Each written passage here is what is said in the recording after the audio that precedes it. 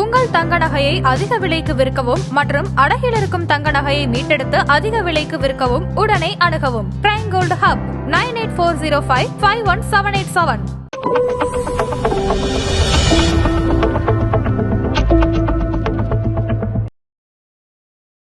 இப்போ நேத்திக்கு இன்னைக்கு எல்லாத்தையும் பார்த்து தங்கம் விலை வந்து ஏறக்குறைய இப்படி தான் இருக்கு. இந்த ஃப்ளக்சுவேஷன்ஸ் இப்படியே தொடருமா சார்?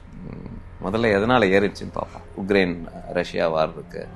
தென் அடுத்தது வந்து ட்ரம்போட டாரிஃப் அந்த அனௌன்ஸ்மெண்ட்டு, இது எல்லாமே சேர்ந்ததுனால அந்த ஒரு அன்சர்டனிட்டி. எல்லா கண்ட்ரிக்கும் கோல்டு வந்து ரொம்ப கம்மியான ரேட்டில் கிடைக்குது. அதனால எல்லா கண்ட்ரீஸும் மெயினாக சைனா, இந்தியா இவங்கெல்லாம் வந்து இந்த டிமாண்டை, இந்த ரேட் கம்மியாக இருக்கிறதுனால அவங்க வாங்கிறதுனால கோல்டு ரேட் வந்து ஏற ஆரம்பிக்குது. சீப்பான ரேட்டில் வாங்கணும்னு ஆசைப்படுறாங்க. ஸோ நம்ம மக்கள் எல்லாரும் என்ன பண்ணுவாங்கன்னா, எப்போவுமே இறங்கு முகத்தில் விற்றுருவோம், ஏறிட்டே இருக்கும்போது வாங்குவோம். ஸோ அது பண்ணவே கூடாது. எப்போவுமே நீங்கள் எப்போ இறங்குதோ அப்போ வாங்கணும். ஓகே, அப்போ ஏறும்போது விற்கணும். மார்க்கெட் ஓவராலாகவே ஒரு ஒரு ஒரு பாசிட்டிவ் ட்ரெண்ட் இருக்குது. எல்லா கம்பெனிஸோட ரிசல்ட்ஸும் நல்லா வந்து வர ஆரம்பிச்சுது அப்படின்னா ஈக்விட்டி மார்க்கெட்டும் அதுக்கேற்ற மாதிரி ரியாக்ட் பண்ண ஆரம்பிக்கும். அப்போ கோல்டோட விலை வந்து கம்மியாகிட்டே போகும். நான் ஒரு ஷார்ட் டேர்முக்கு யூஸ் பண்ண போகிறேன், நான் இன்னொரு 3 வருஷத்தில் என் பொண்ணுக்கு கல்யாணம் வச்சுருக்கேன், நான் இப்போ கோல்டு வாங்கணும் அப்படின்னா தாராளமாக கோல்டு வாங்கிக்க. டிஜிட்டல் ஆன்லைன் பிளாட்ஃபார்ம்ஸ் என்ன பண்ணுறாங்க அப்படின்னா, இந்த சின்ன சின்ன 100 ரூபாய்க்கு இன்வெஸ்ட் பண்ணலாம், 50 ரூபாய்க்கு இன்வெஸ்ட் பண்ணலாம், எவ்வளோக்கு வேணாலும் இன்வெஸ்ட் பண்ணலாம், நீங்கள் கொடுக்குற பணத்தை நாங்கள் வந்து கோல்டாக வாங்கி அதை ஸ்டோரேஜ் பண்ணுறோம் அப்படின்னு நல்ல கம்பெனிஸும் இருக்குது. பட் அதே சமயத்தில் ஒன்று நிறையா வருது அப்படின்னா புல்லுருவி மாதிரி. இப்போ நீங்க சொன்ன மாதிரி ஸ்டாக் மார்க்கெட் ப்ரொடிக்ஷன் இருக்கு. ஸோ இப்போ நெக்ஸ்ட் 2 இயர்ஸ்ல கோல்டு பிரைஸ் எங்க சார் போகும்? ஒரு சவரன் 2 லட்சம்லாம் போகும்னு சொல்றாங்க. இது நடக்குமா? நான் இன்வெஸ்ட்மெண்ட்டுக்காக கோல்டு வாங்குறேன் அப்படின்னா தயவு செஞ்சு ஃபிசிக்கல் கோல்டை வாங்கவே வாங்காதீங்க. நீங்கள் அதுக்கு ஜிஎஸ்டி கட்டணும், கூலி கட்டணும், சேதாரம் கட்டணும், திருப்பி கொண்டு போய் அதே நகையை வாங்கிட்டு வந்துட்டு 2வது நாள் கொண்டு போய் கடைக்காரன்ட்ட கொடுங்க. உங்களுக்கு கம்மியாக நீங்கள் வாங்கின ரேட்டோட கோல்டு அன்னைக்கு ரேட் ஏறி இருந்தாலும் கம்மியாக தான் எடுத்துப்பாங்க. ஆதன் பிசினஸ் நேயர்களுக்கு வணக்கம். இன்னைக்கு நம்ம கூட ஃபினான்ஷியல் எக்ஸ்பர்ட் ராம்குமார் அவர்கள் தான் ஜாயின் பண்ணிருக்காங்க. வாங்க பேசலாம். வணக்கம் சார். வணக்கம் பிரீத்தி. சரி, இப்போ கோல்டு ப்ரைஸ் பார்த்தீங்கன்னா கிட்டத்தட்ட இந்த 1 இயர்லேயே வந்து 60% மேலே வந்து ரைஸ் ஆயிருக்கு. இப்போ ரீசெண்டாக பார்த்தீங்கன்னா ஒரு 10% வந்து ஃபாலுமே வந்திருக்கு. ஸோ இப்போ நேத்திக்கு இன்னைக்கு எல்லாத்தையும் பார்த்து தங்கம் விலை வந்து ஏறக்குறைய இப்படி தான் இருக்குது. இந்த ஃப்ளக்சுவேஷன்ஸ் இப்படியே தொடருமா சார்? முதல்ல எதனால் ஏறிடுச்சுன்னு பார்ப்போம். கோல்டு ரேட் வந்து யாரும் எதிர்பார்க்காதது, அமைதியாக இருந்துட்டு இருந்த கோல்டு ரேட். ரொம்ப கோல்டு வந்து எப்போவுமே இட்ஸ் அ ஹெட்ஜிங், இன்ஃப்ளேஷனுக்கு எகென்ஸ்டாக ஹெட்ஜ் பண்ணுற ஒரு ஒரு ஒரு இன்வெஸ்ட்மெண்ட் ப்ராடக்ட்டு. நம்மளோட பாரம்பரியமாக கோல்டு வந்து நம்மளோட ஒரு இன்வெஸ்ட்மெண்ட் அசட் கிளாஸ் தான் இருக்குது. கடந்த 15 வருஷமாக கோல்டோட ரிட்டர்ன் வந்து 15%. கடந்த ஒரு 10 வருஷத்தில் வந்து 12%, 13%. வேற இந்த ஒரு 1 இயரில் பார்த்தோம் அப்படின்னா கிட்டத்தட்ட ஒரு 40% 60% வரைக்கும் கோல்டு வந்துருச்சு. இது எதனால் இந்த கோல்டு ரேட் ஏறிச்சு அப்படின்னா, குளோபலாக ஒரு அன்சர்டனிட்டி இருக்குது. ஓவராலாக வேர்ல்டு லெவலில் பார்த்தோம்னா ஒரு குளோபலி ஒரு அன்சர்டனிட்டி இருக்குது. என்ன அப்படின்னா, நம்ம ரொம்ப நாளாக நடந்துகிட்ருக்கிற உக்ரைன் ரஷ்யா வார் இருக்குது. தென் அடுத்தது வந்து ட்ரம்போட டாரிஃப் அந்த அனௌன்ஸ்மெண்ட்டு, இது எல்லாமே சேர்ந்ததுனால அந்த ஒரு அன்சர்டனிட்டி. அடுத்த ஒரு முக்கியமாக பார்க்க வேண்டியது என்னென்னா, டாலரோட வேல்யூ வந்து வீக்கனிங் ஆகிட்டே இருக்குது. ஸோ டாலர் வேல்யூ கம்மியாச்சு அப்படின்னா டெஃபினட்டாக அது வந்து கோல்டை வந்து இம்பேக்ட் பண்ணும். எல்லா கண்ட்ரிக்கும் கோல்டு வந்து ரொம்ப கம்மியான ரேட்டில் கிடைக்குது. அதனால் எல்லா கண்ட்ரீஸும் மெயினாக சைனா, இந்தியா இவங்கெல்லாம் வந்து இந்த டிமாண்டை, இந்த ரேட் கம்மியாக இருக்கிறதுனால அவங்க வாங்கிறதுனால கோல்டு ரேட் வந்து ஏற ஆரம்பிக்குது. சீப்பான ரேட்டில் வாங்கணும்னு ஆசைப்படுறாங்க. இது வந்து 2வது. 3வது வந்து யூஎஸில் வந்து இன்ட்ரெஸ்ட் ரேட் கட் நடந்துக்கிட்டே இருக்குது. இன்ட்ரெஸ்ட் ரேட் வந்து கம்மியாகிட்டே இருக்குது. ஸோ இந்த இன்ட்ரெஸ்ட் ரேட் கட் ஆகும்போது பாண்ட்லேயோ இதுலேயோ இன்வெஸ்ட் பண்ணுறதுக்கு முன்னாடி கோல்டு வந்து one of the another alternative investments. So இது எல்லாம் சேர்ந்ததுனால தான் இந்த ஒரு ஹைக். ஸோ எப்போவுமே ஒரு ஹைப் ஒன்று இருந்தது அப்படின்னா இறங்கும். ஸோ இப்போ வந்து இறங்கு முகத்தில் இருக்குது. ஸோ நம்ம மக்கள் எல்லோரும் என்ன பண்ணுவாங்கன்னா, எப்போவுமே இறங்கு முகத்தில் விற்றுருவோம், ஏறிட்டே இருக்கும்போது வாங்குவோம். ஸோ அது பண்ணவே கூடாது. எப்போவுமே நீங்கள் எப்போ இறங்குதோ அப்போ வாங்கணும். ஓகே, அப்போ ஏறும்போது விற்கணும். நம்ம எப்போவுமே வயசு வருஷாவாக பண்ணுவோம். அதுதான் ஒரு வித்தியாசமான ட்ரெண்டு. ஸோ இப்போ எல்லோரும் ஏறும்போது தான் வாங்குவாங்க. இப்போ திருப்பி இப்போ இறங்குது. கண்டிப்பாக இது ஃப்யூச்சர்லையும் இறங்கும். கோல்டை பொறுத்த வரைக்கும் நான் சில்லரை பற்றி பேசலை. கோல்டு வந்து ஃப்யூச்சரில் ஷுர் ஷார்ட்டாக இறங்கும். திருப்பி வந்து தன்னோட பழைய ப்ரைஸை தொடும். அது எப்போ தொடும் அப்படிங்கிறது நம்மளால் சொல்ல முடியாது. மேபி 3 வருஷம் ஆகலாம், 5 வருஷம் ஆகலாம். ஸோ அதனால் இந்த ஷார்ட் டேர்மில் வாங்கி விற்றவங்களுக்கு யூஸ்ஃபுல்லாக இருக்கும். ஃபார் எக்ஸாம்பிள் ஒரு வருஷத்துக்கு முன்னாடி வாங்கி இன்னைக்கு விற்கிறாங்க அப்படின்னா அவங்களுக்குலாம் நல்ல மார்ஜினல் ப்ராஃபிட். ஒரு இன்வெஸ்ட்மெண்ட்டாக பார்த்தோம் அப்படின்னா கோல்டு வந்து நம்ம எப்பவும் சொல்கிற அதே கான்செப்ட் தான். ஒரு 10-15% உங்களோட போர்ட்ஃபோலியோவில் இருக்கணும். இதுதான் எங்களை பொறுத்த வரைக்கும் கோல்டோட வியூ. ஸோ கோல்டு ப்ரைஸ் கண்டிப்பாக கம்மியாகும். இந்த வாலட்டிலிட்டி இருக்கும், இறங்கும் ஏறும் இறங்கும் ஏறும். எப்போ இந்த நான் சொன்ன இந்த ஜியோபாலிட்டிக்கல் டென்ஷன்லாம் அமைதியாகி மார்க்கெட் ஓவராலாகவே ஒரு ஒரு ஒரு பாசிட்டிவ் ட்ரெண்ட் இருக்குது, எல்லா கம்பெனிஸோட ரிசல்ட்ஸும் நல்லா வந்து வர ஆரம்பிச்சிது அப்படின்னா ஈக்விட்டி மார்க்கெட்டும் அதுக்கேற்ற மாதிரி ரியாக்ட் பண்ண ஆரம்பிக்கும். அப்போ கோல்டோட விலை வந்து கம்மியாகிட்டே போகும். இப்போ நீங்கள் சொன்ன மாதிரி கோல்டோட விலை குறையும். ஆனால் நிறைய எக்ஸ்பர்ட்ஸ் சொல்கிற விஷயம் என்னன்னா, இது ஒரு டெம்பரவரி ஃபால் தான், கண்டிப்பாக வந்து கோல்டோட ப்ரைஸ் வந்து அதிகமாகும். ஏன் அப்படின்னா நம்ம ஹிஸ்ட்ரி எடுத்து பார்த்தா கூட கோல்டோட ப்ரைஸ் எவ்வளோ அதிகமாக இருக்கும், ஃப்ளாட்டாக இருக்கே தவிர அதை விட குறைஞ்சி பின்னாடி எல்லாம் போனதில்லை அப்படின்ட்டு. இது எப்படி சார் பார்க்குறீங்க? சரி, ஃபார் எக்ஸாம்பிள் நீங்கள் இப்போ சொன்ன இந்த 60% 1 இயரில் வந்துருச்சு. நடுவில் ஒரு period gold has given 0% returns, ஃப்ளாட்டாகவும் இருந்திருக்கு. ஸோ இந்த கர்வ் வந்து ஃப்ளாட்டாகவும் இருக்கும். இப்போ திருப்பி நான் சொல்கிறேனே, இப்போ திருப்பி அப்படியே நடக்கிறதுக்கான பாசிபிலிட்டிஸ் இருக்கும்போது இப்படியும் நடக்கிறதுக்கான பாசிபிலிட்டிஸை சொல்லலாம். ஏன்னா ஏற்கனவே நீங்கள் ஒரு பெரிய லாங்கர் டென்யூர் ஃப்ளாட்டாக இருந்திருக்கு. ஸோ இந்த திருப்பி இந்த லாங்கர் டென்யூர் ஃப்ளாட்டாக இருந்தால் கூட இந்த 60% இந்த லாங்கர் டென்யூரில் பார்க்கும்போது உங்களுக்கு ஓவராலாக 12% ரிட்டர்ன், 10% ரிட்டர்ன்ஸ் தான் கிடைக்கும். ஸோ அதனால் நீங்கள் ஒரு 10 வருஷம் 15 வருஷம் அந்த மாதிரியான ஒரு ஓவரால் கால்குலேஷனில் பார்த்தீங்க அப்படின்னா equity will be the best returns compared to gold. நான் ஒரு ஷார்ட் டேர்முக்கு யூஸ் பண்ண போகிறேன், நான் இன்னொரு 3 வருஷத்தில் என் பொண்ணுக்கு கல்யாணம் வச்சுருக்கேன், நான் இப்போ கோல்டு வாங்கணும் அப்படின்னா தாராளமாக கோல்டு வாங்கிக்கோங்க. அந்த மாதிரியான சினாரியோவுக்கு நீங்கள் கோல்டு வாங்கிக்கோங்க. அப்படி இருந்தால் கூட நம்ம எல்லாரும் என்ன சொல்கிறோம், ஃபிசிக்கல் கோல்டு வாங்காதீங்க, அதுக்கு பதிலாக எலக்ட்ரானிக் கோல்டு வாங்கிக்கோங்க, இல்லை இடிஎஃப்ல இன்வெஸ்ட் பண்ணுங்க அப்படின்னு சொல்கிறோம். இப்போ நீங்கள் சொன்ன மாதிரி எலக்ட்ரானிக் கோல்டு, இடிஎஃப் இது எல்லாமே இருக்குது. ஆனால் இப்போ இந்த கோல்டு ப்ரைஸ் அதிகமானது நீங்கள் சொன்ன மாதிரி எல்லாருமே வந்து ப்ரைஸ் அதிகமாகும் போது தான் வாங்குறாங்க. ஸோ ஆன்லைனில் ஆர்டர் பண்ணுறது, ஆன்லைன் கோல்டு, டிஜிட்டல் கோல்டு, இது எல்லாமே வந்து ரொம்பவே பிரபலமாக வந்து பேசப்பட்டுச்சு இப்போ இந்த கோல்டு ப்ரைஸ். இப்போ இந்த செபி ரீசெண்டாக ஒரு அனௌன்ஸ்மெண்ட்டில் கூட வந்து டிஜிட்டல் கோல்டு, கோல்டு இது எல்லாமே வந்து ப்ராப்பரான செக்யூரிட்டிலாம் கிடையாது, உங்கள் பணத்துக்கு வந்து நாங்கள் பொறுப்பு இல்லை அப்படின்ற மாதிரி அறிக்கை கூட விட்டுருந்தாங்க. இது எப்படி சார் பார்க்குறீங்க? என்ன அப்படின்னா இது நம்ம தெளிவாக தெரிஞ்சுக்கணும். இந்த கோல்டோட ப்ரைஸ் இன்க்ரீஸ் ஆகும்போது இன்றைக்கி டெக்னாலஜி ரொம்ப டெவலப் ஆகிருக்கு. அப்போ அதனால் என்ன ஆகுதுன்னா ஆன்லைனில் டிஜிட்டல் கோல்டு அப்படின்னு சொல்லிட்டு நீங்கள் ஆன்லைன் பிளாட்ஃபார்மில் 10 ரூபாய்க்கு கூட கோல்டு வாங்கிக்கலாம் அப்படின்னு சொல்கிறாங்க. 10 ரூபாய்க்கு நீங்கள் கோல்டு வாங்குங்க. பட் திங் இஸ் தட் நீங்கள் கொடுத்த அமௌண்ட்டுக்கு அவங்க கோல்டில் இன்வெஸ்ட் பண்ணுறாங்களா அப்படிங்கிறத பார்க்கணும். அது அந்த ஸ்டோரேஜில் ஆயிருக்கான்னு பார்க்கணும். அந்த ஸ்டோரேஜ்க்கான இன்சூரன்ஸ் ஆயிருக்கா அப்படிங்கிறத பார்க்கணும். இது பேக்டப் பை கிடையாது. செபி அந்த நீங்கள் சொன்னது கரெக்டான சமயத்தில் இந்த டாப்பிக்கை நம்ம எடுத்திருக்கோம். 8 நவம்பர் 2025 ஒரு 3 நாளைக்கு முன்னாடி இந்த ப்ரெஸ் ரிலீஸ் ஒன்று கொடுத்துருக்காங்க. ஒரு காஷன் டு த பப்ளிக். அதாவது என்ன கொடுத்துருக்காங்க அப்படின்னா செபி பேக்கப் பண்ணுறது 2 கோல்டில் இருக்கிற 2 இன்வெஸ்ட்மெண்ட் தான். ஒன்று மியூச்சுவல் ஃபண்ட்ஸ் கம்பெனிஸ் நடத்துகிற இடிஎஃப், எக்ஸ்சேஞ்ச் ட்ரேடிங் ஃபண்டு, இது ஒன்று.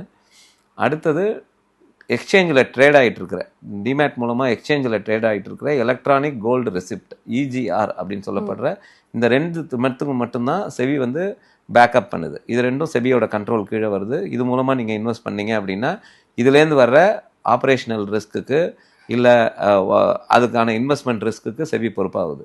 வேறஸ் இந்த நிறைய டிஜிட்டல் ஆன்லைன் பிளாட்ஃபார்ம்ஸ் என்ன பண்ணுறாங்க அப்படின்னா இந்த சின்ன 100 ரூபாய்க்கு இன்வெஸ்ட் பண்ணலாம், 50 ரூபாய்க்கு இன்வெஸ்ட் பண்ணலாம், எவ்வளோக்கு வேணாலும் இன்வெஸ்ட் பண்ணலாம், நீங்கள் கொடுக்குற பணத்தை நாங்கள் வந்து கோல்டாக வாங்கி அதை ஸ்டோரேஜ் பண்ணுறோம் அப்படின்னு நல்ல கம்பெனிஸும் இருக்குது. பட் அதே சமயத்தில் ஒன்று நிறையா வருது அப்படின்னா புல்லுருவி மாதிரி சில பக்காவான ட்ராக்லாம் எதுவும் இல்லாமல் பணத்தை வாங்குறவங்களும் இருக்காங்க. ஸோ அப்படி வாங்குறதுக்கெல்லாம் வந்து இது கேரண்டீடு இருக்கா அப்படிங்கிறத நம்ம டபுள் செக் பண்ணிக்கணும். ஸோ அதுக்கு இன்ஸ்டெட் ஆஃப் தட் நீங்கள் இடிஎஃப்லையும் இதுலேயும் இன்வெஸ்ட் பண்ணிட்டு போயிடலாம். என்ன ஒரு 500 ரூபாய் இன்வெஸ்ட் பண்ணணும் இடிஎஃபாக இருந்ததுன்னா, அதுதான் உங்களுக்கான மினிமம் அமௌண்ட்டு. ஓகே, ரெசிப்ட் உங்களுக்கு எக்ஸ்சேஞ்சில் வாங்குறீங்கன்னா ஈஸியாக வாங்கிக்கோங்க. வேறு இது வந்து நீங்கள் டபுள் செக் பண்ணி இது கரெக்டாக அமௌண்ட் இருக்கா அப்படிங்கிறத பார்த்து கன்ஃபர்மேஷனுக்காக வாங்கணும் அப்படிங்கிறதுக்காக தான் இந்த ஒரு அனௌன்ஸ்மெண்ட் கொடுத்துருக்காங்க. எதனால் செபி கொடுத்துருக்கு அப்படின்னா அப்போ ஏதோ ஒரு கம்ப்ளைண்ட் ஒன்று ரைஸ் ஆகிருக்கும். யாராவது ஒருத்தர் கோல்டை வாங்கி இப்போ இன்வெஸ்ட் பண்ணாமல் அதை வேறு ஏதாவது ரொட்டேஷன் பண்ணதுனால இன்வெஸ்டர்ஸ்க்கு கொடுக்க முடியாமல் போயிருக்கும். அதில் செபி தெளிவாக சொல்லியிருக்காங்க, இதில் வந்து ஆப்ரேஷனல் ரிஸ்க் இருக்குது, இன்வெஸ்ட்மெண்ட் ரிஸ்க் இருக்குது அப்படிங்கிறத தெளிவாக கொடுத்துருக்காங்க. ஸோ அதனால் பப்ளிக் வந்து இதுக்கு ஒரு அவேர்னஸ் வரணும். ஏன்னா நம்ம எப்போவுமே ஏறுதுன்னு சொன்ன உடனே புதுசாக ஒன்று வந்த உடனே தாராளமாக வாங்கி வைப்போம். ஸோ இந்த அவேர்னஸ் வந்து பப்ளிக்கு போய் ரீச் ஆகணும். அதனால் நீங்கள் வந்து செபி பேக்கப் பண்ணுற இன்வெஸ்ட்மெண்ட்டை இன்வெஸ்ட் பண்ணுங்க அப்படின்னு. ஓகே, நம்ம முன்னாடி பார்த்த மாதிரி வந்து ஒருத்தர் வீட்டில் வந்து கோல்டு வாங்குறமோ இல்லையோ, நான் இந்த கோல்டு ப்ரைஸ் பற்றி வந்து அந்த நியூஸ் வந்து வாட்ச் பண்ணிக்கிட்டே இருக்காங்க.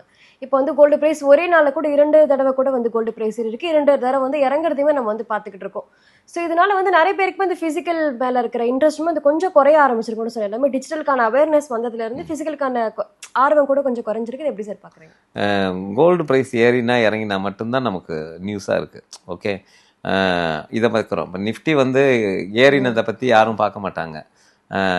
இறங்கினாச்சுன்னா நிஃப்டி இறங்குச்சுன்னா அது ஒரு ஃப்ளாஷ் நியூஸாக வரும். நிஃப்டி ஏறுறதை பற்றி என்றைக்கும் சொன்னதே கிடையாது. நிஃப்டி வந்து இத்தனை % அதிகமாச்சு அப்படின்னு சொல்லிட்டு. ஒரு 2 நாள் நிஃப்டி இறங்குது அப்படின்னா 2 நாள் நியூஸ் வரும். 3வது நாள் அந்த 2 நாள் இறக்கத்தையும் சேர்த்து 3வது நாள் ஜம்ப் பண்ணிடும். ஸோ திருப்பி யாருமே வந்து 2 நாள் இறங்குன நிஃப்டி வந்து இன்னைக்கு ஃப்ளாட்டில் போய் திருப்பி தொட்டுருச்சு அப்படிங்கிறத யாரும் சொல்ல மாட்டாங்க.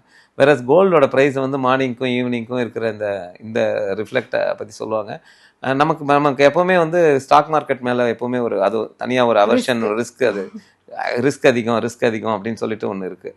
கோல்டு மேலே அந்த ரிஸ்க் கிடையாது. ஏன்னா அதை நம்ம தொட்டு கோல்டை வந்து இன்வெஸ்ட் பண்ணிகிட்டே வரோம். அதனால் நான் என்னை பொறுத்த வரைக்கும் எல்லாத்தையும் என்ன சொல்லுவேன்னா, உங்களோட ஓவரால் போர்ட்ஃபோலியோக்கு கோல்டே தேவையில்லைம்ப. ஏன்னா உங்களோட நெட்ஒர்த் ஒன்று இருக்குன்னு வச்சுக்கோங்களேன். எனக்கு ஒரு நெட்ஒர்த் இருக்குது அப்படின்னா, இப்போ என்கிட்ட இருக்கிற ஃபேமிலிக்குன்னு என் ஒய்ஃப் போடுற ஆர்னமெண்ட் கோல்டே வந்து எனக்கு ஆன ஓவரால் இன்வெஸ்ட்மெண்ட்டோட 10% 15% வந்துடும். நான் வந்து as per the financial balance பிரகாரம் கரெக்டாக வச்சுக்கணும் அப்படின்னா. நீங்கள் சில பேர் 50% கோல்டு எக்ஸ்போஷர்ஸ்லாம் வச்சுருப்பாங்க. அதெல்லாம் வந்து ரொம்ப ரொம்ப ரிஸ்க்கு. 50% கோல்டோட எக்ஸ்போஷர்ஸ் இருக்கும். என்ன ஒரே ஒரு அட்வான்டேஜ்னா, அகெயின்ஸ்ட் கோல்டு வந்து நீங்கள் பிளட்ஜ் பண்ணி எடுத்துக்கலாம். அதெல்லாம் இருக்குது. பட் இன்னொன்று நம்ம யோசிக்க வேண்டிய சினாரியோ இருக்குது. கவர்மெண்ட், இந்த சென்ட்ரல் கவர்மெண்ட் வந்து இனிஷியலாக வந்தப்போ, ஃபஸ்ட்டு பீரியட் வந்தப்போ ஒரு அறிக்கை ஒன்று கொடுத்தாங்க. எல்லாரும் அவங்களோட கோல்டை டிக்ளேர் பண்ணணும் அப்படின்னு. எனக்கு தெரிஞ்சு அது இப்போ ஆஃப்லேட் நீங்கள் கோல்டை பர்ச்சேஸ் பண்ணிங்கன்னா, ஆன்லைன் மூலமாக பர்ச்சேஸ் பண்ணிங்கன்னா ஆப்வியஸ்லி உங்களோட கோல்டோட எக்ஸ்போஷர் எவ்வளோங்கிறது தெரிஞ்சிருது உங்களோட யூனிக் பேன் கார்டில். இல்லை நீங்கள் ஃபிசிக்கல் கோல்டாக வாங்குறீங்கன்னா இப்போ ப்ரூஃப் கேட்குறாங்க. பேன் கார்டு இருந்தால் தான் கோல்டே வாங்க முடியுது. அது மாதிரி இருக்கும்போது ஸோ எல்லாரும் கோல்டை டிக்ளேர் பண்ணோம் அப்படின்னா, இன்னைக்கு ஒவ்வொருத்தர் household gold will be too much இன்னைக்கு. ஏன்னா நார்மலாக ஒரு 10 பவுன் 15 பவுன் போட்டு தான் உள்ளே போகிறாங்க. சில சமயத்தில் 50, 100, 2 கிலோ இப்படிலாம் போகிறதுக்கான கிராண்ட் வெட்டிங்லாம் பார்க்குறோம். ஸோ அதனால் அவங்கவுங்கள்ட்ட இருக்கிற கோல்டே அவங்களோட ஓவரால் போர்ட்ஃபோலியோவில் சஃபிஷியன்ட்டு. என்னோட கிளைண்ட்ஸ்க்குலாம் நான் சொல்கிறது அப்படி எதுவுமே இல்லை, எனக்கு ஒரு கோல்டோட கான்ட்ரிபியூஷன் வேணும் அப்படின்னா, நீங்கள் நான் சொல்கிற மாதிரி இடிஎஃப்ல இன்வெஸ்ட் பண்ணுங்கள், இல்லைன்னா டிமேட் மூலமாக கோல்டு EGRல இன்வெஸ்ட் பண்ணிக்கோங்க அப்படின்னு சொல்லி. இப்போ நிறைய யங்ஸ்டர்ஸுமே கூட கோல்டு, டிஜிட்டல் கோல்டு வந்து ஆன்லைன் கோல்டு வந்து இன்வெஸ்ட் பண்ண ஸ்டார்ட் பண்ணிட்டாங்க. ஏன்னா இப்போ இவ்வளோ நாள் வந்து 60% ரிட்டர்ன்ஸ் கொடுத்துருக்கு. ஸோ இதுக்கப்புறமாவுமே இதே ரிட்டர்ன்ஸ் வந்து எதிர்பார்த்து இன்வெஸ்ட் பண்ணுறாங்க. இதே ரிட்டர்ன்ஸ் கொடுக்குமா? கண்டிப்பாக கிடைக்கிறதுக்கு வாய்ப்பு இல்லை, கிடைக்காது. எப்போ ஒரு பொருள் ஏறிட்டு இருக்கோ தொடர்ந்து அது ஏற்றத்திலே இருக்காது, திருப்பி ஒரு இறக்கத்தில் வரும். இப்போ இந்த இறங்கு முகத்தை தான் நம்ம பார்த்துட்ருக்கோம். திருப்பி இறங்கும், திருப்பி கொஞ்சம் ஏறுமா இருக்கும். இந்த கவ் வந்து நீங்கள் 1 இயர் கவ் பார்த்தீங்கன்னா ஏறி இருக்குல்ல, திருப்பி ஒரு 6 மந்த்ஸ்க்கு 3 மந்த்ஸ் 4 மந்த்ஸ்க்கு இறங்கும், திருப்பி ஒரு 3 மந்த்ஸ் 6 மந்த்ஸ்க்கு ஏறும், அப்புறம் திருப்பி ஒரு ஃப்ளாட், ஒரு கோல்டு தன்னோட ஃப்ளாட்டை வந்து காமிக்கும். எப்போ நான் சொன்ன அந்த கண்டிஷன்ஸ்லாம் ஓவராலாக குளோபலி வந்து டென்ஷன்லாம் எதுவும் இல்லை அப்படிங்கும்போது ஸ்டாக் மார்க்கெட்டை பாசிட்டிவாக பிஹேவ் பண்ண ஆரம்பித்த உடனே கோல்டோட ரிட்டர்ன்ஸ் வந்து திருப்பி ஃப்ளாட்டில் போகும். ஃப்ளாட்டு அப்புறம் கொஞ்சம் டவுன் ட்ரெண்டில் வரும். ஸோ இதுதான் இன்னைக்கு இருக்கிற ஓவராலோட ப்ரெடிக்ஷன். இப்போ நீங்கள் சொன்ன மாதிரி ஸ்டாக் மார்க்கெட் இறங்கும் போது எல்லாருமே வந்து கோல்டில் இன்வெஸ்ட் பண்ணுவாங்க. இப்போ வந்து ஸ்டாக் மார்க்கெட் வந்து கொஞ்சம் கொஞ்சமாக ஏறிக்கிட்டு இருக்கு. இப்போ நிறைய பேர் அந்த கோல்டில் ப்ராஃபிட் புக்கிங் பண்ணிட்டு ஸ்டாக் மார்க்கெட் வருவாங்க. தாராளமாக, அதாவது நீங்கள் கோல்டில் வந்து இப்போ ப்ராஃபிட்டில் இருக்கீங்க அப்படின்னா தாராளமாக கோல்டு ப்ராஃபிட் புக் பண்ணுங்கள்.